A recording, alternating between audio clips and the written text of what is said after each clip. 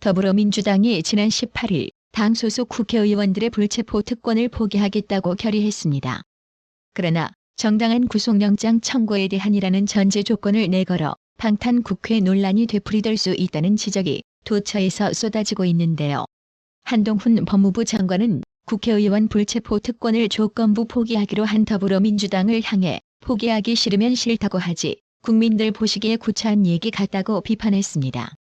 한동훈 장관은 19일 조건부로 불체포 특권을 내려놓겠다고 한 민주당의 의원총회 결과에 대한 입장을 묻는 중앙일보, MBN 등 복수의 매체 질문에 정당한 영장인지 아닌지를 판사가 아니라 범죄 혐의자가 속한 정당이 판단하는 것이냐며 이렇게 답했습니다. 또 그동안 민주당에게 정당한 구속영장은 민주당 사람이 아닌 구속영장뿐이었다며 이재명 민주당 대표와 노웅래, 윤관석, 이성만 의원에 대한 구속영장은 민주당 기준으로는 부당한 영장이었나? 이런 건 앞으로도 방탄하겠다는 것인가라고 꼬집었습니다.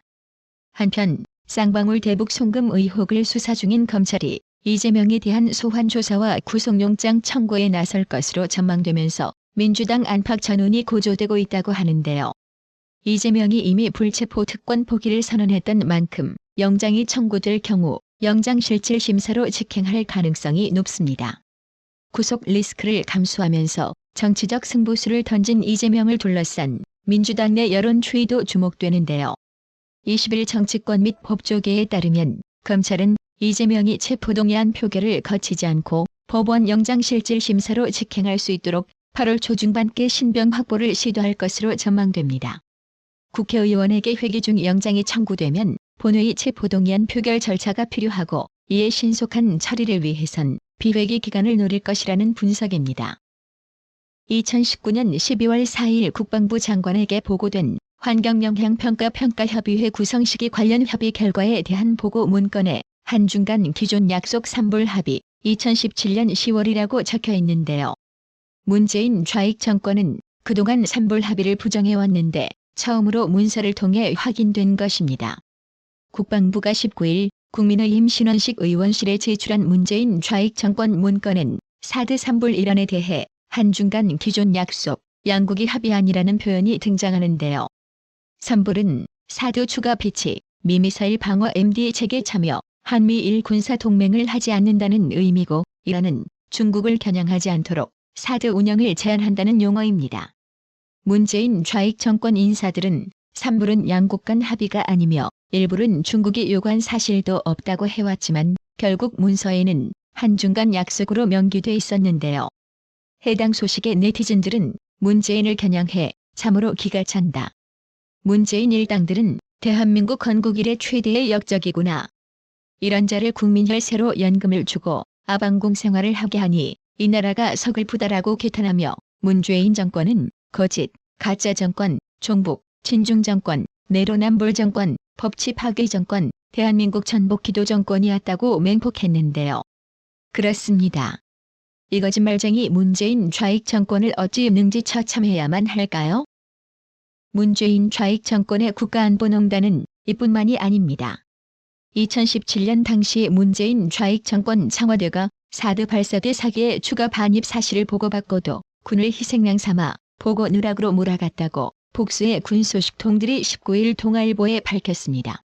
이들은 감사원 감사 등을 통해 문재인 좌익 정권의 사드 적폐 몰이에 대한 진상조사가 필요하다고 지적했습니다.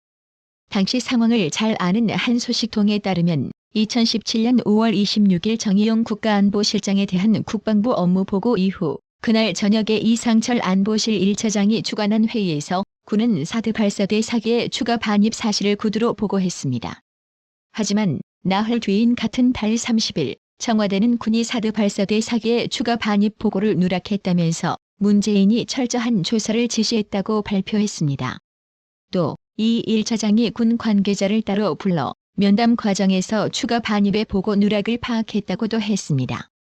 또 다른 군 소식통은 청와대가 거짓말을 한 것이라며 26일 저녁 회의에서 군 관계자가 사드 발사대의 추가 반입에 대해 선보고를 했다.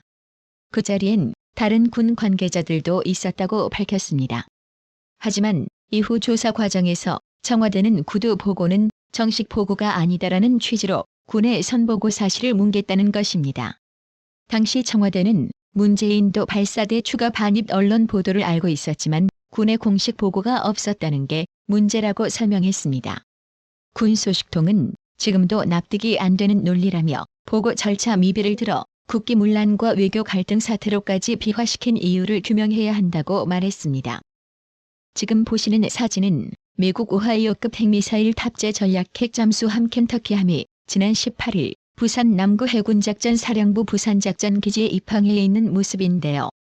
미국 전략핵 잠수함이 한국에 온 것은 42년 만입니다. 이날 모습이 공개된 미국 해군의 전략핵 잠수함은 다량의 핵을 장착한 최종 핵병기로 불립니다. 오하이오급 SSB에는 수개월간 수중에서 대기하다가 적국의 핵공격 즉시 트라이던트2 잠수함 발사 탄도미사일 SLBM으로 핵보복에 나선다고 합니다. 미국은 이날 입항한 켄터키함을 포함해 14척의 핵미사일 탑재 전략핵 잠수함을 운용 중입니다. 켄터키함은 한반도 전개 기간 우리 군과 확장 억제 실행력 강화 방안을 조율하는 한편으로 한미연합훈련도 진행할 것으로 알려졌습니다. 미 핵미사일 탑재 전략핵 잠수함의 방안은 냉전 시기였던 1981년 이후 42년 만인데요. 북한이 19일 새벽 동해상으로 단거리 탄도미사일 2발을 발사했습니다.